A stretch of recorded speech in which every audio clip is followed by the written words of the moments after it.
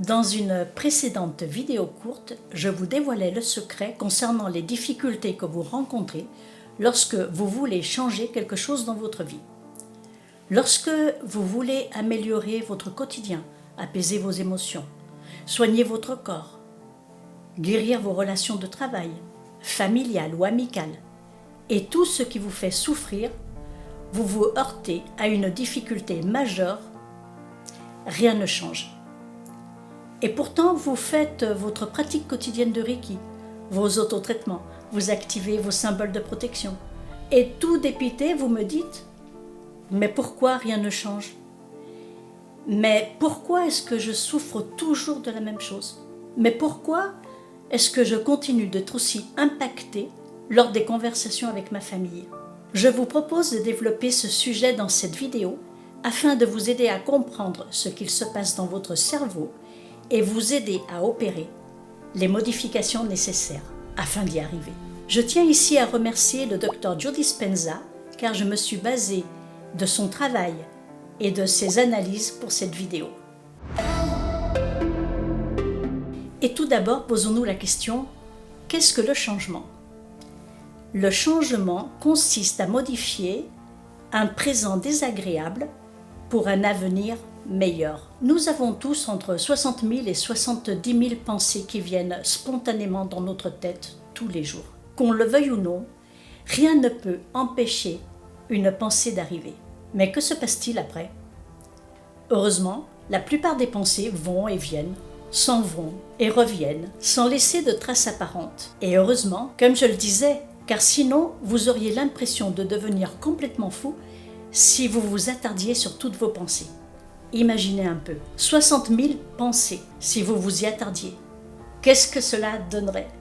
Mais heureusement, ce n'est pas le cas. Cependant, il y a quand même des pensées qui retiennent toute notre attention et supposons que nos pensées soient liées à notre destinée et qu'elles définissent notre existence.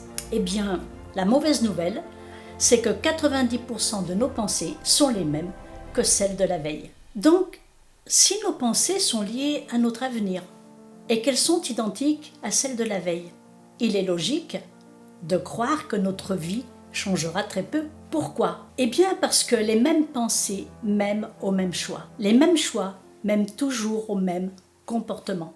Les mêmes comportements entraînent toujours les mêmes expériences et les mêmes expériences génèrent toujours les mêmes émotions.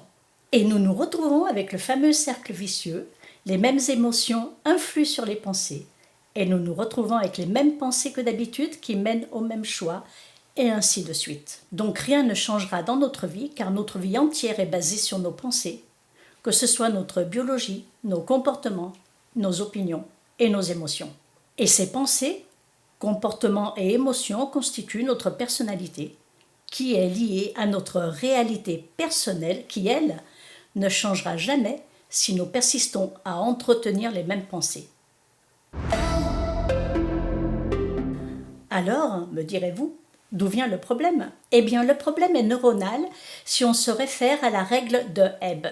Donald Hebb était un neuropsychologue canadien décédé en 1985. Il avait établi une théorie intéressante sur les réseaux de neurones qui dit en résumé « des neurones qui s'excitent ensemble se lient entre eux ». Cela veut dire que des neurones qui s'excitent en même temps renforcent leur connexion. Donc, lorsque nous persistons à avoir les mêmes pensées, à faire toujours les mêmes choix, à avoir les mêmes comportements, à vivre les mêmes émotions, pendant de longues années, notre cerveau reste enfermé dans ce réseau neuronal qui devient comme une série de programmes, un peu comme les programmes informatiques qui n'ont pas d'autre choix que de conduire à ce pourquoi ils ont été faits. Un fait intéressant concernant les théories des réseaux neuronaux de Donald Hebb, c'est qu'ils aident aujourd'hui un peu aux travaux sur l'intelligence artificielle, tellement décriée et qui fait tellement peur. Mais ça, c'est une autre histoire. Alors, comment et même pourquoi changer? Lorsque vous décidez de changer, vous allez utiliser une petite, très petite part qui représente la conscience de votre psychisme.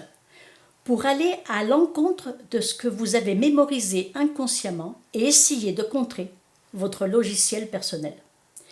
Souvenez-vous du schéma que je vous donne au 3e degré de Reiki concernant la part consciente et la part inconsciente de votre être. C'est, je ne sais pas si on peut le déplorer, une très grande part inconsciente qui mène votre vie et qui échappe à votre conscience.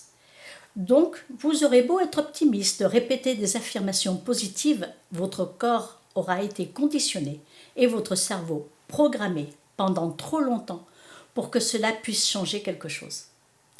Il va donc falloir agir au niveau des pensées, puisqu'elles sont à la racine du problème. Tout doit commencer dès le réveil le matin. Que faites-vous lorsque vous vous réveillez le matin? Vous commencez toujours par faire la même chose que la veille et vous commencez toujours par avoir les mêmes pensées. Et la plupart du temps, vous allez penser à vos problèmes, aux personnes qui vous embêtent, à votre travail s'il est source d'ennui, aux personnes de votre entourage qui sont malades, âgées ou qui ont un comportement qui vous déplaît. Ces pensées sont toujours liées au passé, car elles viennent de la veille, de l'avant-veille et encore d'avant.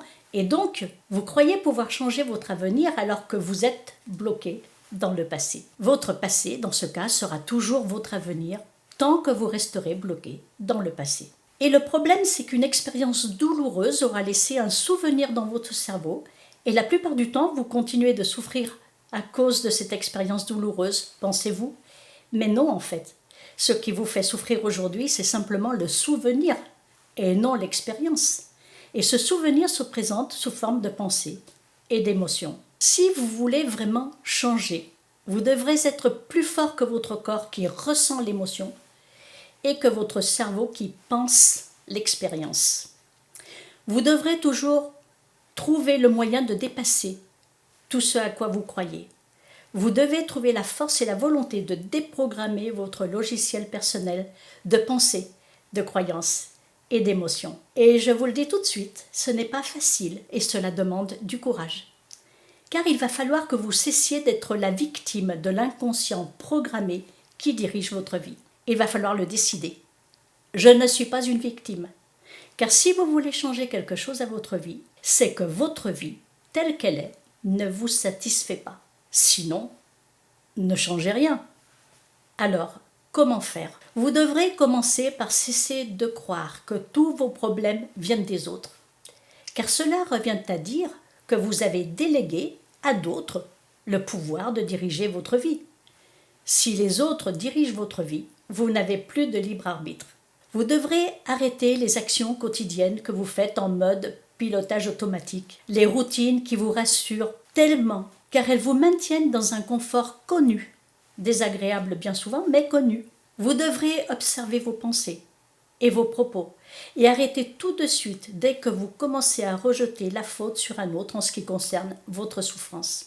Avez-vous remarqué comme il est confortable de dire « un tel m'a mis en colère » ou « un tel m'a trahi il y a 20 ans et je continue de le détester parce que tous mes problèmes aujourd'hui sont de sa faute » alors que bien souvent vous avez refait votre vie et que normalement vous devriez être bien plus heureux et totalement indifférent au souvenir de ce traître. Mais vous restez accroché, attaché à ce souvenir car il vous autorise à vous sentir mal, il vous autorise à vous plaindre et vous fait passer à vos propres yeux pour une victime.